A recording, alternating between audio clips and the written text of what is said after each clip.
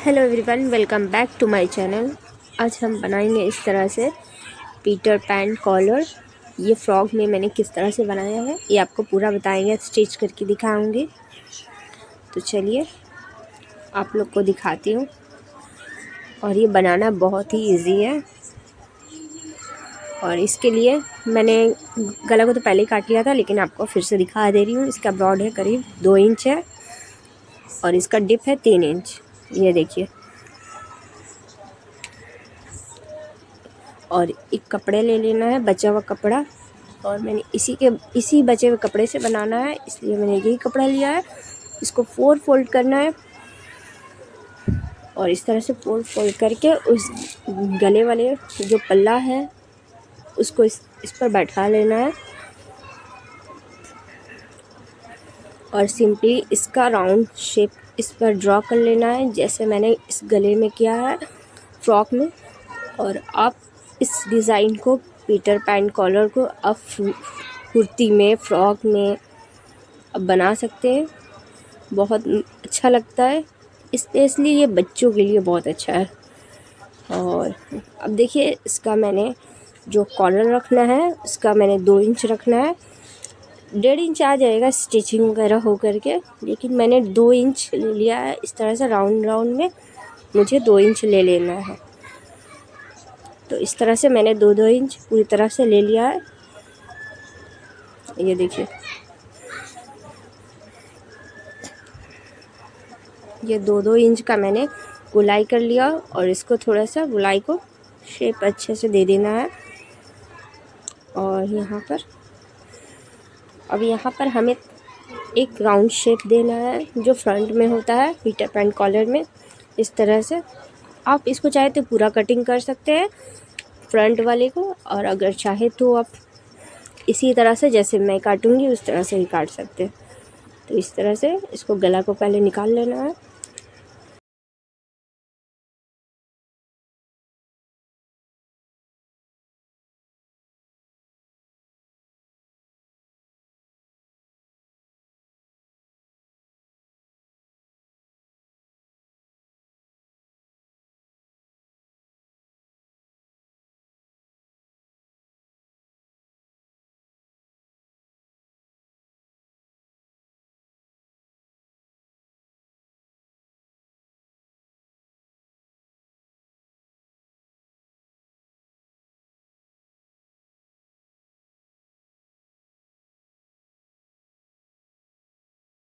अब इसको मैंने काट लिया है, ये कॉलर को प्रॉपर निकाल दिया है।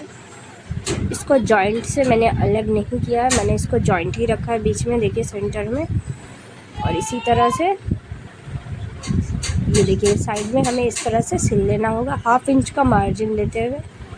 तो चलिए इसको बताते हैं। इसको देखिए 1/2 इंच का मार्जिन लेते हुए पूरा में जैसे सिल डाला है उसी तरह से हमें सिलना होगा इसमें।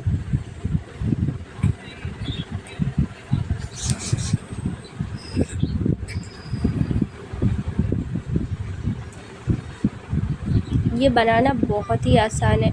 आप इसमें चाहते हैं तो इसमें पाइपिंग भी यूज़ कर सकते हैं, इसमें पाइपिंग भी लगता है। और मैं विदाउट पाइपिंग वाला बना रही हूँ, सिंपल।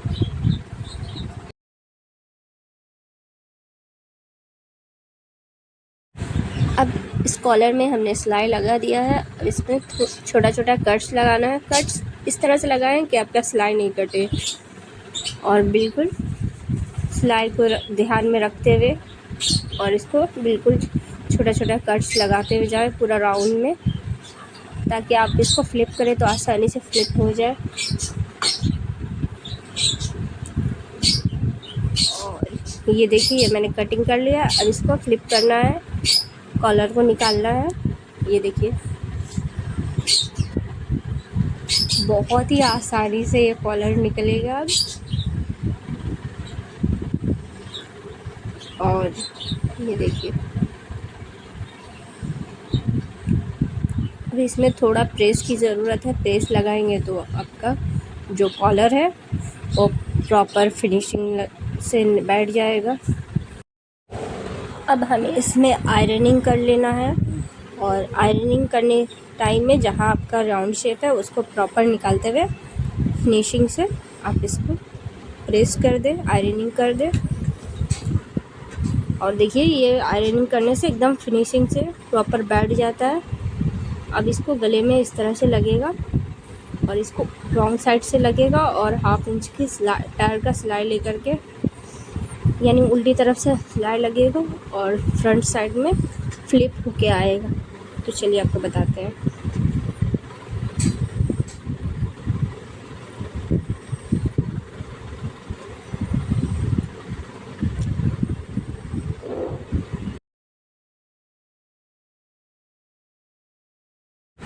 अब हमें इसमें छोटा छोटा कट्स लगा देना है, जैसे नॉर्मल गले में लगाते हैं उसी तरह से कट लगाना है।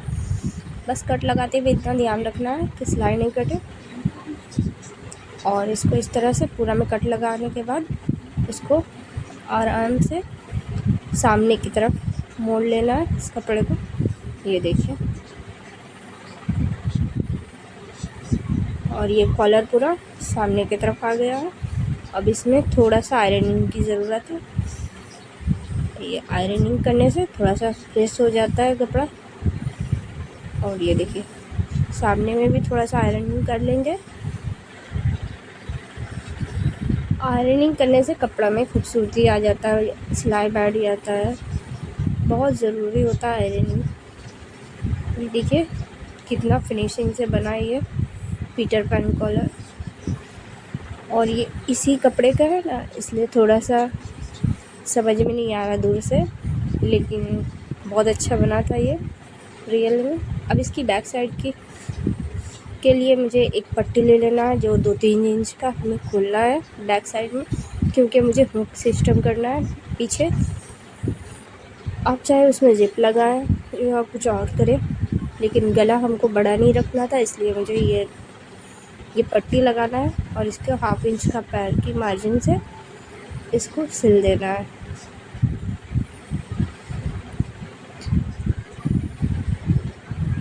और ये देखिए ये सिलाई हो गया। अब सेंटर में हमने कट लगा के इसको आराम से मोड़ दिया है। अब इस कपड़े पर भी थोड़ा सा आयरनिंग कर लेंगे।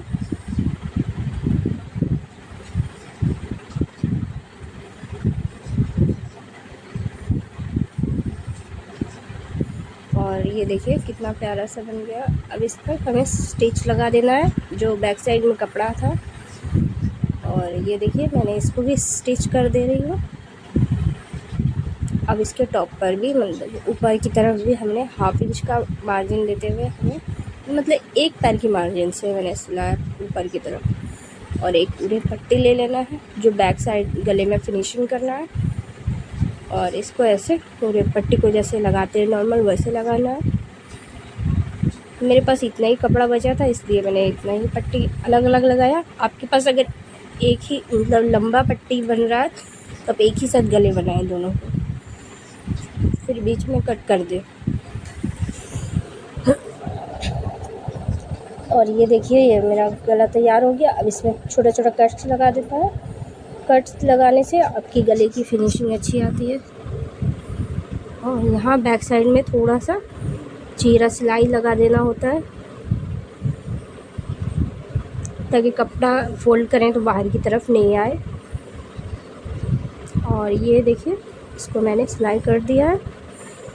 अब इसको फ्रंट वाले पल्ले को रख करके बैक वाले पल्ले को इस तरह से हमें सिलना है। ये देखिए, ये एक बार फिर से बता रही हूँ, ये ऐसे बैक साइड में रखना है, फिर ऐसे करके मोड़ना है। और इस तरह से आप शोल्डर की फिनिशिंग दे सकते हैं।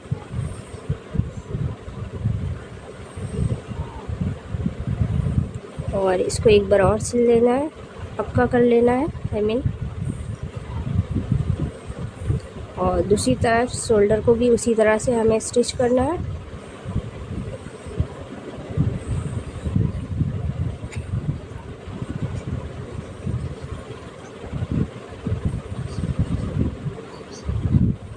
ये बहुत आसान है सिलना। और अगर हाँ आपको मेरा वीडियो अच्छा लगा तो लाइक शेयर सब्सक्राइब ज़रूर कीजिएगा। और ये देखिए शोल्डर में फिनिशिंग कितना अच्छा आया है। या आराम से देखिए ऐसे करके मोड़ देना है और निकाल देना है, तो गले की तरफ आपका कपड़ा उठा हुआ नहीं लगेगा।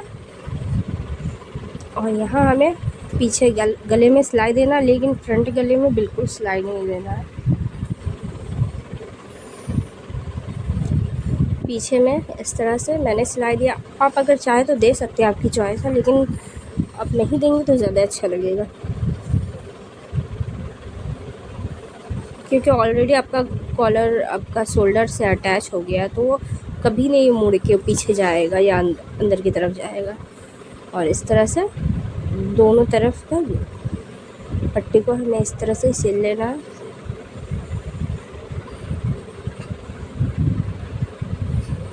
ये देखिए बन गया।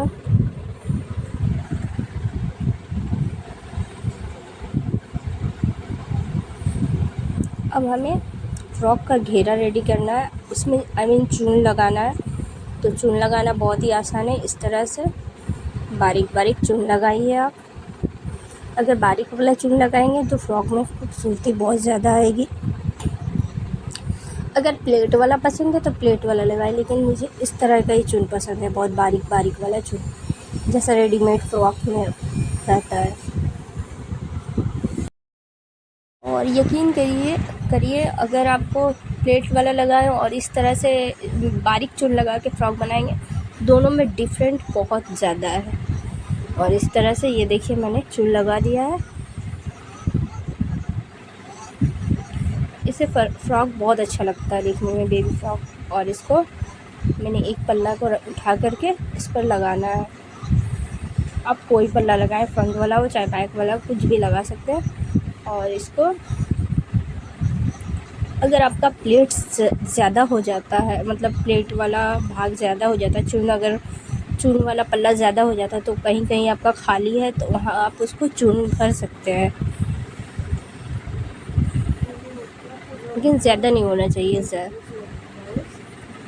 मतलब 1-2 इंच हो जाए तो उसमें कहीं कहीं आप उसको एडजस्ट कर सकते हैं। और इसी तरह से इसको सिलाई को पूरा लगा देना है।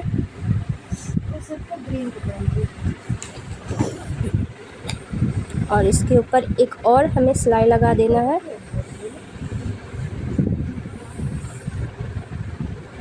आप इसको डबल सिलाई ज़रूर लगाएं।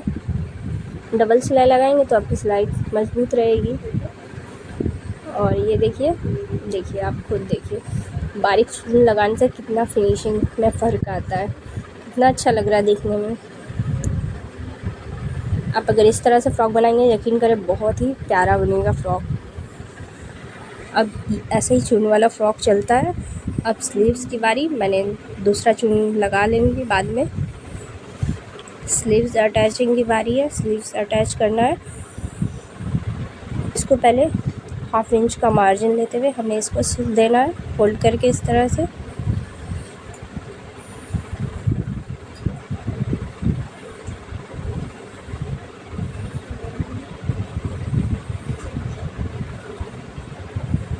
दूसरा स्लीव्स को भी हमें इस तरह से ही सिल लेना है। और स्लीव्स में 2 सिलाई नहीं दें, एक ही सिलाई दें, 1/2 इंच का मार्जिन लेके। और इसमें अगर बाजू लगाएं तो आपकी चॉइस, ना लगाएं तो भी आपकी चॉइस। एक सेंटर में कट लगा लें ताकि स्लीव्स अटैच करने में आसानी होगा। आप सेंटर से स्टिच करेंगे, सेंटर से सिलाई आस्तीन को लगाएंगे। अब हमें ये दोनों को रख करके फ्रंट का आर्म होल का शेप देना होता है। फ्रंट में जो 1/2 इंच का कटिंग होता है वो देना होता है। ये इस तरह से मैंने थोड़ा थोड़ा कपड़े को ट्रिम कर लिया है। और अब इसको सेंटर से हमें आस्तीन जोड़ना है। अब बेबी फ्रॉक हमेशा आप डायरेक्ट आस्तीन लगाएं, सेंटर से आस्तीन लगाएं। अगर आप राउंड में से आस्तीन लगाएंगे, कभी भी आपका फिटिंग हो गया तो बहुत खोलने में बहुत परेशानी हो जाएगा। आप इस तरह से लगाएं, खोलने में इजी रहेगा। और एक सिलाई एक्स्ट्रा भी लगा देंगे तभी इजी रहेगा। और ये देखिए मैंने दूसरी तरफ भी आस्तीन को अटैच कर दिया है। और एक बार फिर से हमें आस्तीन की तरफ हमें एक बार पक्का सिलाई लगा देना होता है।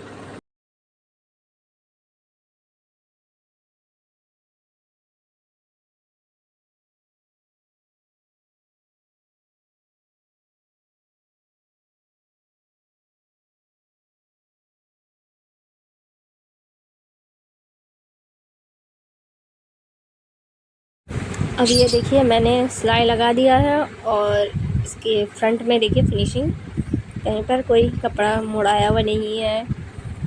और अब ये दूसरे आस्तीन को भी लगाना है, फ्रंट वाले को फ्रंट वाले के साथ और बैक वाले को बैक वाले के साथ। आई मीन फ्रंट वाले में जो आर्म होल शेप दिया था 1/2 इंच का, वो उस तरफ रख के और सेंटर टू सेंटर मिला करके हमें स्टिच करना होता है।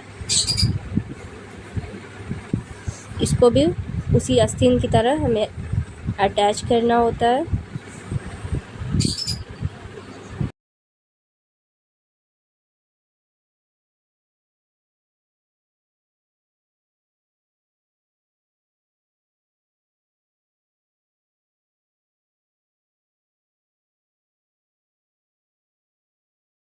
अब हमने इसको आस्तीन लगा दिया है। अब आस्तीन लगाने के बाद ये देखिए, अब आस्तीन की मैंने फिटिंग कितनी रखनी है उसको मेजर कर लेना। मैंने 4.5 इंच का आस्तीन फिटिंग रखा है और यहाँ पर हमें चॉक की मदद से निशान लगा देना है और यहाँ लॉक लगा कर ही सिलाई को आगे ले जाना है ताकि आपका सिलाई खुले ना। और फिटिंग के लिए हमने निशान नहीं लगाया क्योंकि मैंने जब कटिंग किया था उस टाइम इसको इतना ही मार्जिन छोड़ा था, इतना ही मार्जिन लिया था आई मीन, तो इसलिए मुझे पता था कि उतना 1/2 इंच का मार्जिन रहेगा, 1/2 इंच 1/4 इंच मार्जिन रहेगा और उसको सिल देना होगा। और ये देखिए मैंने स्टिच कर दिया साइड में, दूसरी साइड स्लीव्स में भी उसी तरह से चॉक की मदद से निशान लगा करके हमें दूसरी तरफ भी हमें सिलाई लगा देना है सेम उसी तरह से।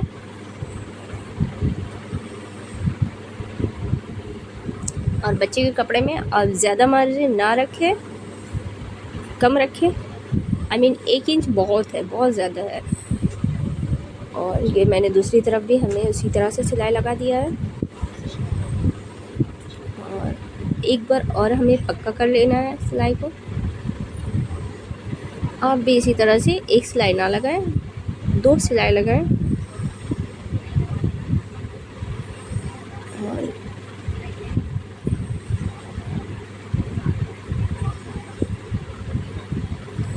अब हमें इसकी बॉटम की फिनिशिंग की बारी है, लेकिन उससे पहले हम आपको इसका चेस्ट साइज़ बता दे रहे हैं। ये 13 इंच है और ये 3-4 साल की बच्ची के है, मेरी किसी कस्टमर का है, मुझे नहीं पता। और इसका वेस्ट साइज़ है करीबन देखिए 12.5 इंच है, ज़्यादा नहीं है,